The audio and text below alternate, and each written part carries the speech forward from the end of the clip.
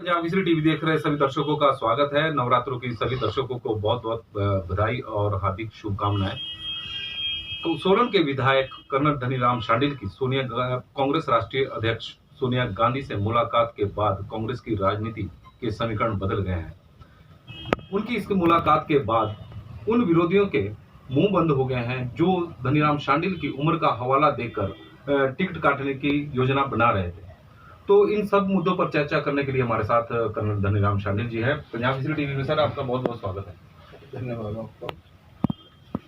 कांग्रेस राष्ट्रीय अध्यक्ष सोनिया गांधी के साथ आपकी मुलाकात हुई है पिछले दिनों।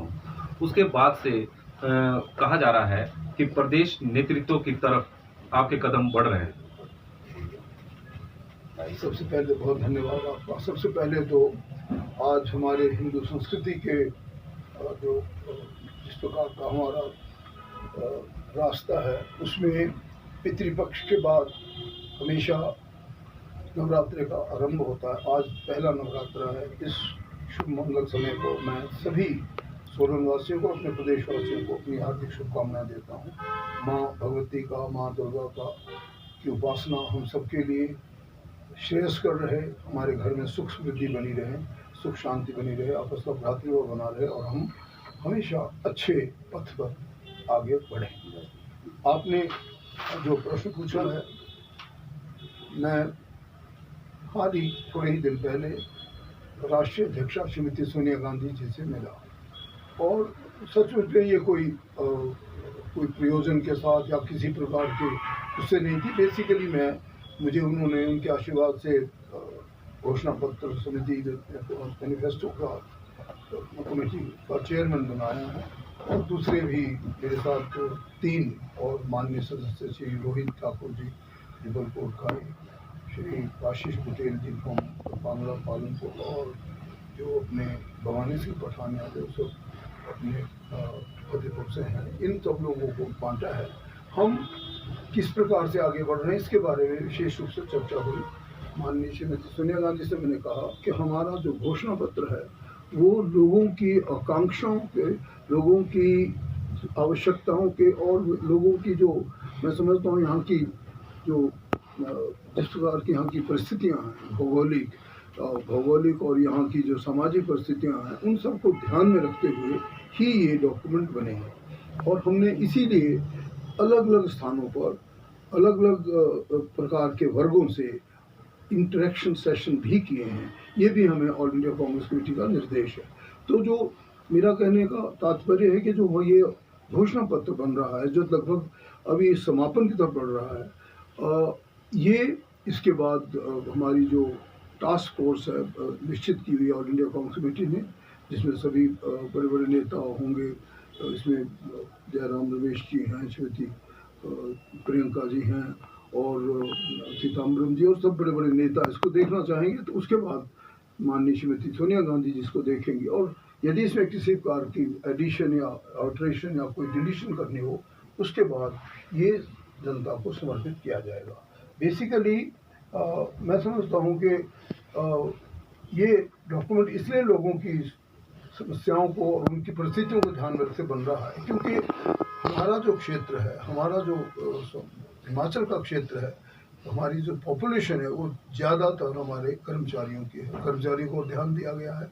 फिर हमारे सैनिक लगभग 13.5% तो हमारे पूर्व सैनिक भी होते हैं, उनकी आवश्यकताओं को ध्यान में रखते दिया गया। बागवान, हमारे जो फूलों की खेती करते हैं, हमारे जो कृषि से संबंधित है, इन सब लोगों को ध्यान में रखते हुए ये डॉक्यूमेंट बन रहा है। यहाँ के हमारे बच्चों का कल का क्या भविष्य हो, हमारी महिलाओं के लिए क्या क्या आवश्यकताएं हैं, हमारे जो टैक्सी चालक हैं या जो 3 व्हीलर वाले हैं, इनकी क्या समस्याएं हैं, हमारे जो बाहर बैठकर सब्जी बेचते हैं उनकी क्या समस्याएं हैं। इस प्रकार से समाज के सभी वर्गों को हमने पूछा भी है और उनसे इंटरेक्शन के बाद जो कुछ सामने आ रहा है उन सब को हम सम्मिलित करते हुए इस डॉक्यूमेंट को बनाएंगे। सर, भारतीय जनता पार्टी लगातार आरोप भी लगा रही है कांग्रेस के ऊपर कि उनमें मुख्यमंत्री की रेस लगी हुई है कांग्रेस के नेताओं में और उस रेस में आपको भी शामिल किया जा रहा है। तो आप बताएंगे कि सोनिया गांधी से भी आपकी मुलाकात हुई है, तो उस रेस में, मुख्यमंत्री की रेस में आप कहाँ तक?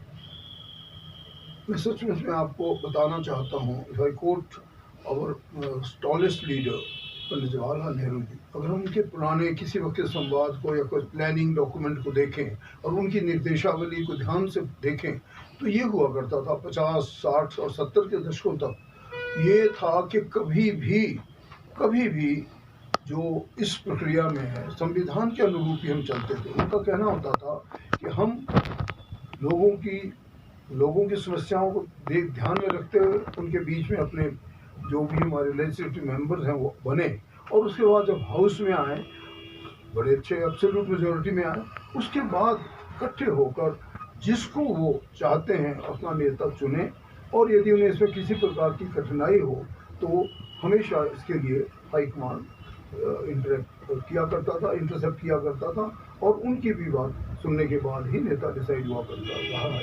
लेकिन कभी कभी हमने ये गलती होते देखी कि हम चेहरा पहले डिसाइड कर देते और उसके फलस्वरूप ज़्यादा लड़ाइयाँ पैदा होती हैं, लड़ाइयाँ ख़त्म नहीं होती, क्योंकि मैं समझता हूँ कि राजनीतिक परिप्रेक्ष्य में जितना आदमी को धैर्य अनुशासन बनाए रखना चाहिए वो कभी कभी नज़र नहीं आता।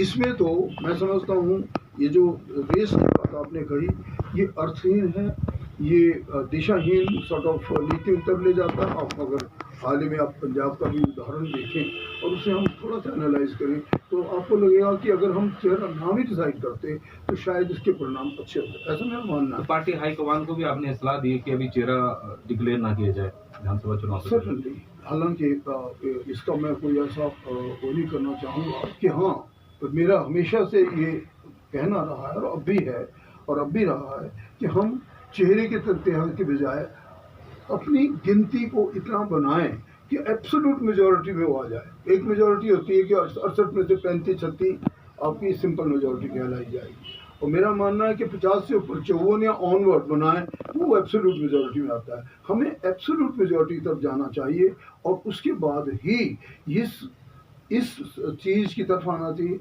हमें तो आज जैसे पहला दिन है माँ से आशीर्वाद लेना चाहिए कि हम सब लोग एमएलए पहले बने, एमएलए अच्छे मार्क्स लेकर बने, अच्छी वोट लेकर बने। आप लोगों में जैसा आपका इतना अच्छा यहाँ का सोलन का हमारा मीडिया है विच इज़ रियली वेरी जो कि काम करना चाहिए जिनको, आप लोग तो हमें भी गाइड करते हैं कि भाई हमें किस तरह से चलना चाहिए। हम कहीं गलत हों तो मीडिया ही समझा देता कि हमें कहाँ गलती हो रही है। तो मेरा मानना है कि आपको भी यही चीज़ बतानी चाहिए सबको कि भाई अपने अंदर ये रेस तो मन में है तो इसे समाप्त करो। हाँ, एमएलए हम बने, ज़्यादा से ज़्यादा बने, और आज की महंगाई में, आज की बेरोजगारी में, आज के परिप्रेक्ष्य में जो भारतीय जनता पार्टी की परफॉर्मेंस है it comes in a very dim form. मैं सच बताऊँ आपको, मैं नॉर्मली कभी किसी को कुछ नहीं बोलता, परंतु मुझे दुख होता है मेरे अपने अरुणाचल क्षेत्र में कोई एक ईंट लगी हो, एक वर्षा शालिका बनी हो, या एक सामुदायिक केंद्र का छोटा सा कमरा बना, या कहीं किसी स्वास्थ्य केंद्र का कमरा बने, तो उसको मैं पक्का इनाम दूंगा। सेपरेट नहीं है,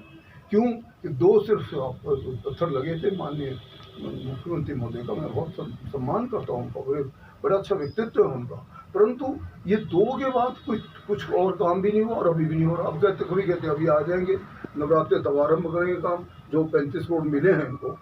अरे भाई, कम से कम सोचो कि इस जगह में भी बहुत सी ज़रूरतें हैं। मैंने तो 463 करोड़ रुपये का काम किया, सबको मालूम है, इसका मुझे बखान नहीं करना।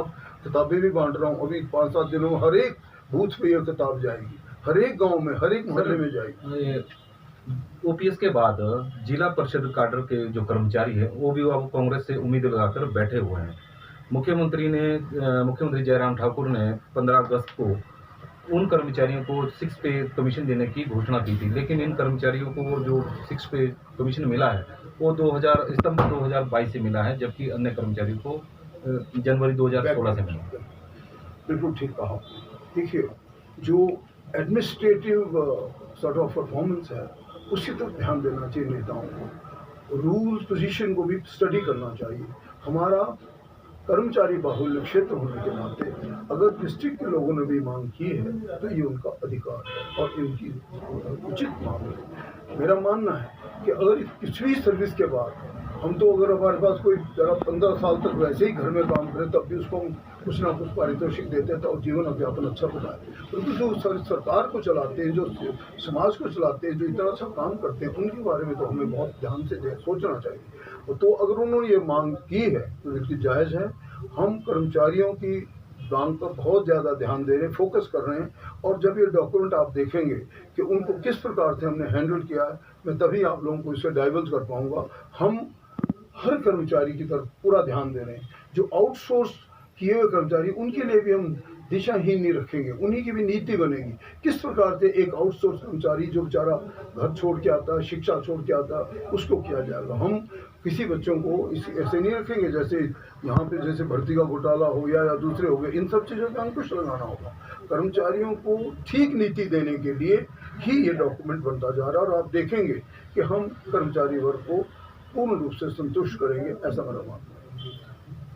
कर्नल धनीराम शांडिल ने पार्टी हाईकमान को से आग्रह किया है कि पार्टी का विधानसभा चुनाव के लिए पार्टी का चेहरा घोषित नहीं किया जाए और जो विधायक निर्वाचित होंगे और कांग्रेस को बहुमत मिलता है तो विधायक दल की बैठक में ही मुख्यमंत्री का चुनाव हो। पंजाब केसरी टीवी के लिए कैमरामैन धर्मेंद्र डडवाल के साथ नरेश पाल की रिपोर्ट। हमसे जुड़े रहने के लिए हमारे YouTube चैनल को सब्सक्राइब करें और नई वीडियो की नोटिफिकेशन के लिए बेल आइकॉन को दबाएं।